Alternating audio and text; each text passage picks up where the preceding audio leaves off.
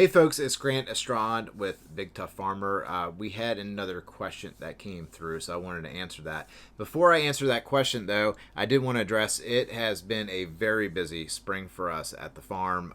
Spring comes a little earlier to us because we're in southeastern Louisiana, so we're on the Gulf Coast. Many of you in more northern states, you're right in the middle of your spring, or right now.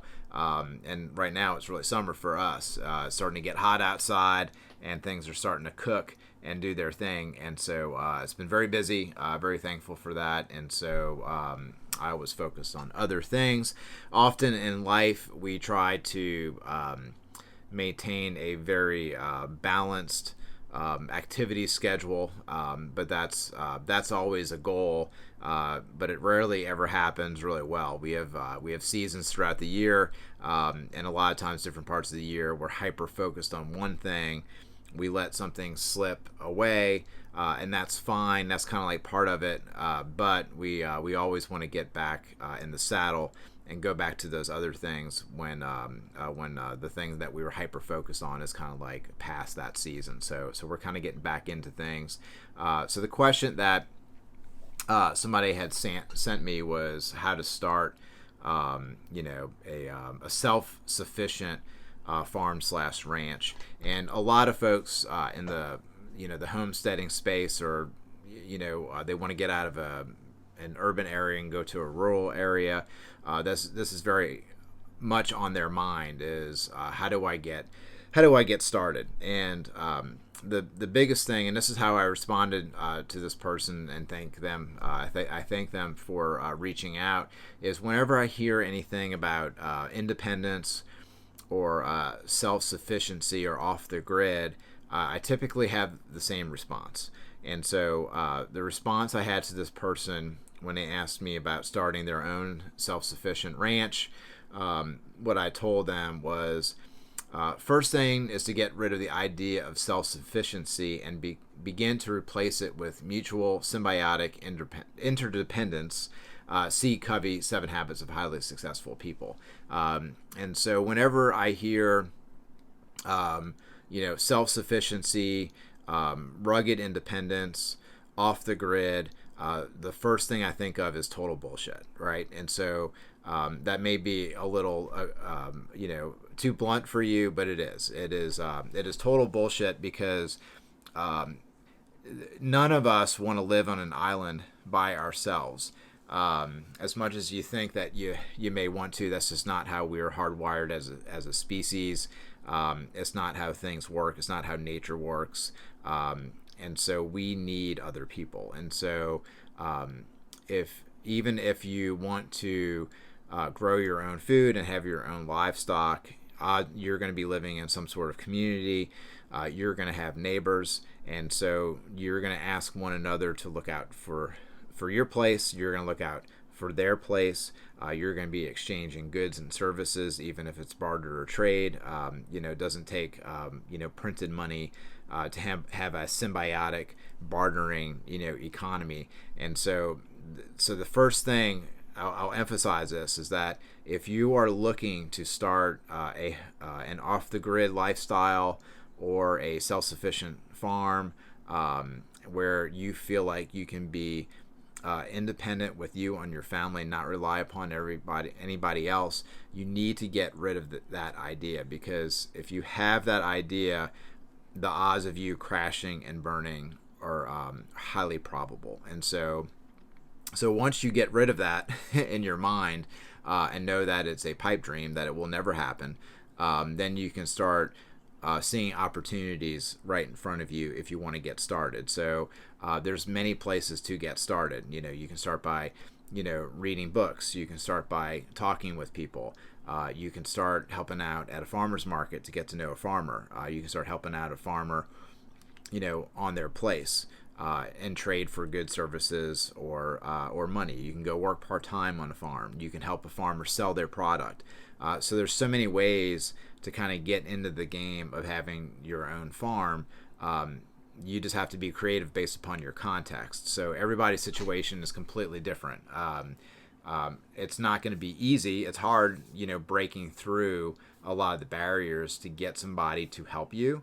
But if you're looking for somebody to help you, the first thing to do is to figure out how you're going to help them out. And so if you're somebody who's seeking friends, the best way to find friends is to first be a friend yourself to a stranger, and then that's how that happens. And so, I hate to give a blanket statement how to get started with your own, ranch or farm. Physically, logistically, like, buying land, renting land, buying livestock, helping somebody out. There's so many different niches. There's such a broad, huge ecosystem of farming and different places where you may fit. I can't tell you how to start because it's all based upon like what you want, where are you going, where you've been, where you are now, what's your why, what's your end goal. I mean, there's so many things wrapped up into how do you get started. I don't even know where to begin to answer that question. But I can address, the mindset or the mind frame. And so for, if anybody's wondering how I got into it, was I grew up in New Orleans. I was 15 years old, and my first business was a rodent, rat and mouse breeding operation. I worked at a pet store. I started raising mice and rats to feed my reptile collection, and then I realized that I could wholesale the the mice and rats to the pet store where I worked, and that became my first business in high school. And it was a model of a sustainable farm. I mean, I composted all the shavings from the rodents, and then all that compost went into my vegetable garden. So I had a little like loop thing going on in my my suburban backyard when I was 15. That's how I got introduced to it. Years later, getting out of college, dropping out of college, that's a whole nother story. I did go back to finish college though, but dropping out of college and opening up the gardening store that is Laughing Buddha Nursery in 2003, I found people to help me, and I went for it, and that got me reintroduced into urban agriculture. And then here we are, 20 something years later, and we have a 60-acre, multi-species direct-to-consumer livestock operation. And so the way I've got here has been a journey over 20 years. I'm lucky that I started when I was 23 with the business, and then started when I was a teenager with the rodent breeding operation. That's how I got into it. And so how you get into it is going to be, completely different. But I know for a fact that I would not have gotten to where I am today if I had a self-sufficient or a rugged individualistic mindset. I have made the most money and have developed the most resources in my life when I have teamed up with other people, partnered with other people, helped other people, offered my unique perspective and niche to other people, whatever their operation may be. And also as a business with our customers, that's what we do with our customers. We ask our customers, hey, how can we solve your problem? I mean, at the end of the day, that's what any business is selling is we're selling solutions to our customers' problems, whatever they may be. And so if you are limited in resources, if you don't know where to start, the first thing you can do is ask yourself why you want to start the farm, come up with a plan on how you're going to start a farm, and start, getting together your team that's going to help you get into, this genre of activity. And so that's my answer for that. And to be honest with you, most people are going to hear that and they're going to blow me off, and that's okay. I get it, because that work is extremely hard to do. So it's actually easy to, go borrow money and buy stuff, but it's hard working on yourself, and it's hard working on your mindset. Trust me, I know a lot of folks who have small farm businesses, and if I ask them, hey, what's your end game here? What are you trying to do? what's your why, what's your big picture, what's your 5-year and your 10-year and your 20-year goal with this.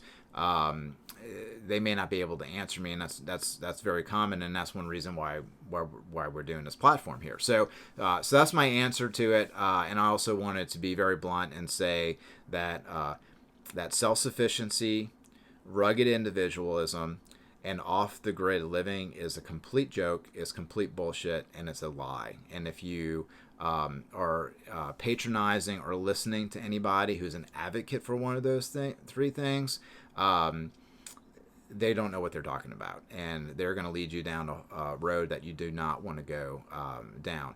You may have an exception. You may have that person who loves living out in the middle of the woods by themselves, and they may pull it off for 20 years or 30 years, but you have to ask yourself the question, why would you want to do something like that? And so that's my opinion, and so that's how I feel about it. So please get out of the mindset of self-sufficiency, get out of the mindset of off the grid, get out of the mindset of rugged independence, and start embracing developing your team and developing interdependence, where you find your niche in this world and you offer whatever your skill set and your talents may be. So that's my answer to that question. So if anybody has any questions, they can track me down and send me a question in a comment or through a private message. I totally appreciate that. And that's all I have for you today. So in closing, as a BTF, I will strive to sharpen both myself and others every day, knowing that I may fail. I will start each day anew by influencing what I'm able to relative to my own skills and talents. I will lead by example physically, mentally, morally, socially, and ecologically. I will incrementally do the work required to elevate myself, my goals, my team, and my leadership abilities. Hope everybody has a good one. I will be rolling out some more videos and some more episodes very soon. So stay tuned, like the channel, share it with some folks, shoot me some questions, and I'll try to get them answered. Thanks so much. Have a good one.